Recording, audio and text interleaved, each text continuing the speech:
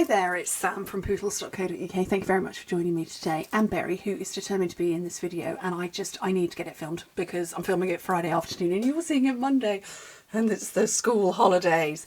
Okay, so this is today's tutorial. It's a no cut, kind of no glue box. I've got a couple of our tubs of embellishments in there and it just opens like that.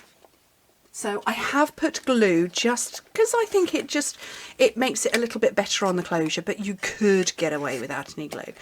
But what could you put in there? You could probably put little mini toiletries in there, maybe little mini liqueurs or some sweeties in a bag. But as you can see, I have got the new brads and I've got bee trinkets in there. So super cute. Uses a piece of designer series paper that is 6 by 12 inches. 15 by 30 centimetres. I'm just getting my scoring tool out. So the way you cut it, if you've got a pattern that is a right way or a wrong way, so if you look at these flowers here, they are the right way round. You need it like that, so it's a portrait as opposed to you would have the images the correct way round on the landscape, so it's portrait. Okay, but we're going to start on the long side anyway. So score it at 1.5, 5 1/4, 6 3/4 and 10.5 inches, which in metric is 4, 13, 17 and 26. And then you turn it round to the portrait side and score it at 1.5 and 4.5 inches, which in metric is 4 and 11. So if you click open the description bar in this video, you will see all sorts of information. You'll see a hyperlink directly to my blog post that has this project. You will see where you can find me on social media. You will see a list of all of the products that I'm using so that you can buy them from me, because that is my job. It's how I earn a living. And yeah, all sorts of information there. Right, so you can see that I've burnished everything. Now there's no cutting, so I haven't got any scissors nearby. But where are you going to be able to see? What I'm going to do is we've got a score line like this and another one like that. Okay, so this bit we're going to keep straight, and essentially what I'm going to do is take a diagonal line from there to there, and the way to do this is you pop your finger, you fold it up and you bend, keeping this part straight.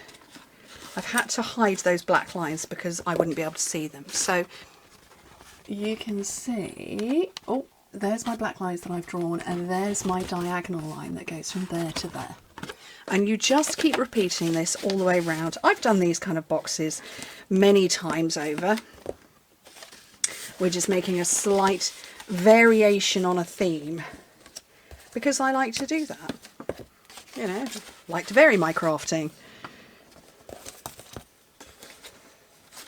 Okay, so that is often where you will see a bag of this type stop, where it will be like that. We're going to take it up a level. So I'm going to, that's my front, because that flower is the right way up, that one will be the wrong way around. So we're going to keep hold of this one.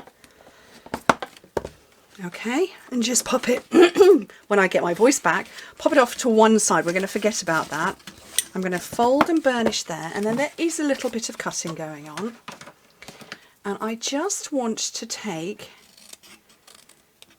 a little bit, so it's off both pieces, so I folded them over.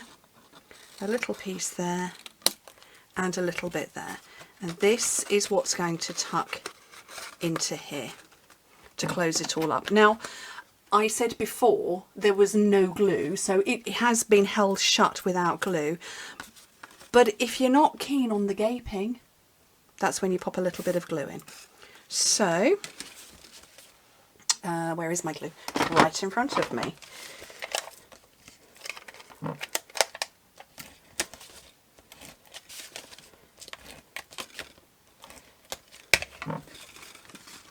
And then open it up, and that glue will hold everything in place.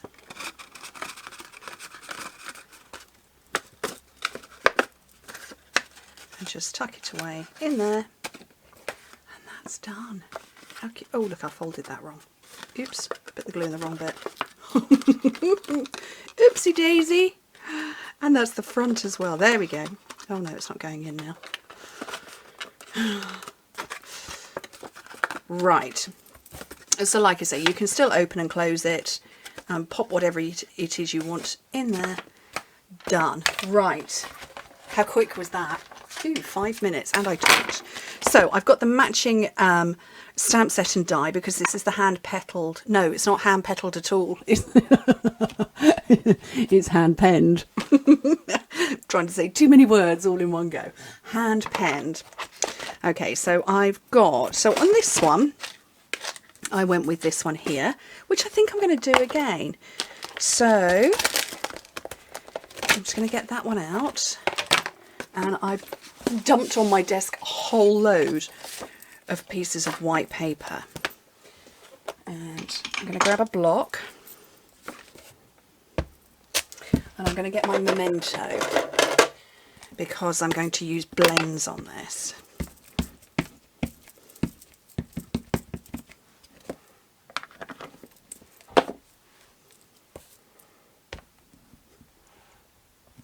Okay, and then my mini cut and emboss. Is that going to fit? Yes, that will fit through. Find all my plates. I want plate 1 and 2 and another 2.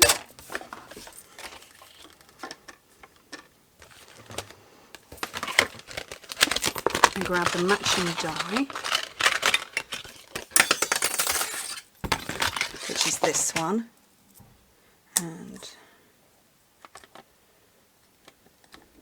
oh, I hope somebody else is going to answer that door. I'm going to have to press pause. And I'm back. Okay, yes, the doorbell. Oh well, there was a knock at the door and I answered the door. Right, I'm just going to put these on and hold them in place with a little mini post-it note.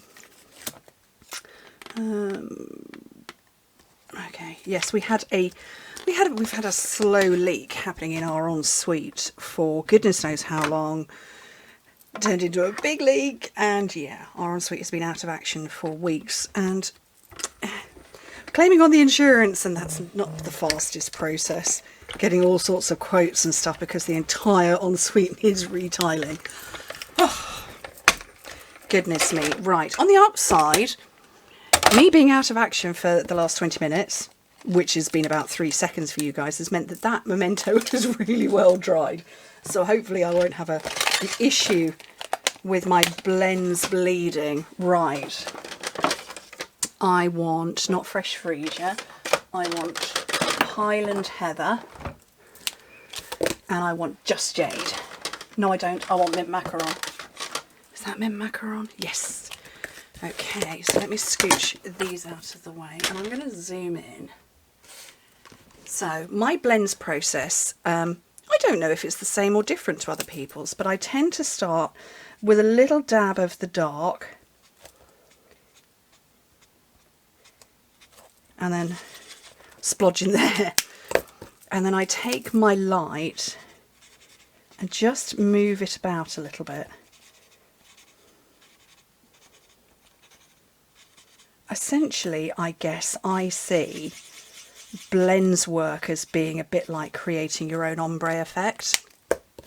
I don't know if that's accurate or not, but splodge a bit more. But blends are like, they're almost like, they self-level, they find the lowest point.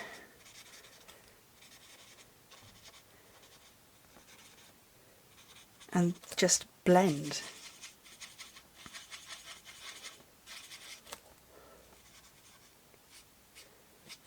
They're just lovely, lovely to work with. Quite therapeutic as well, actually. Because you can't really do anything else, you just have to think of the blends process.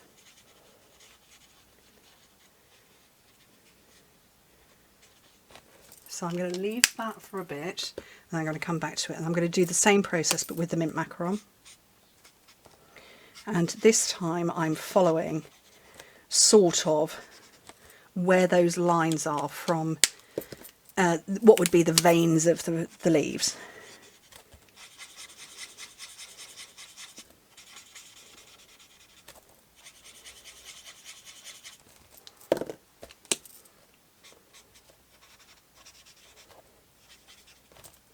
Actually, I'm just going to flip the end round so I can get the stems of these leaves too.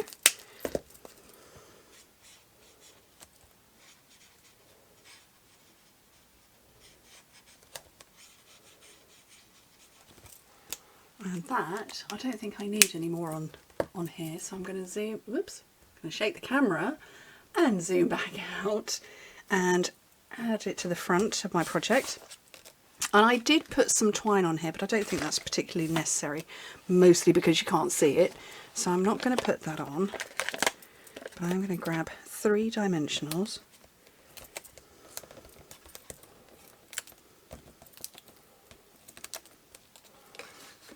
Add it to the front.